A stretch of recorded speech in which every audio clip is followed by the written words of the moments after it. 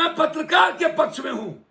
मनीष जी, यदि आप गलत ना होते, मैं दिल से कहता हूं, मैं गोली भरने को तैयार होता पत्रकारों। जैसा कि दोस्तों आप सबने पप्पू यादव की भड़कती बातों को तो सुन ही लिया होगा। मनीष कश्यप पर वो भड़क चुके हैं क्योंकि मनीष कश्यप ने कुछ ऐसी गलतियां कर दी हैं जिसके कारण उन्हें हर्जाना भुगतना पड़ रहा है। तो हम आप सबको पहले एक मनीष कश्यप की एक क्लिप दिखाना चाहते हैं जो उन्होंने पप्पू यादव के बारे में बोली है। उसके बाद हम आगे वीडियो कंटिन्यू करेंगे दोस्तों।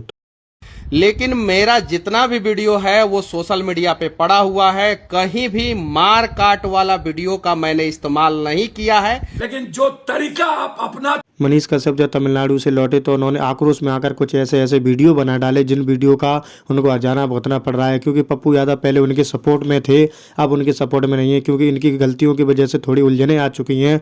पप्पू यादव का कहना है कि आपने भी कुछ ऐसी गलतियां की हैं जिनके कारण बहुत सी हर्जाना भुगतना पड़ रहा है बिहार सरकार को, क्योंकि ऐसा नहीं था जो आपने बताया और दिखाया है। अभी हम आपको अगली वीडियो में बताएंगे।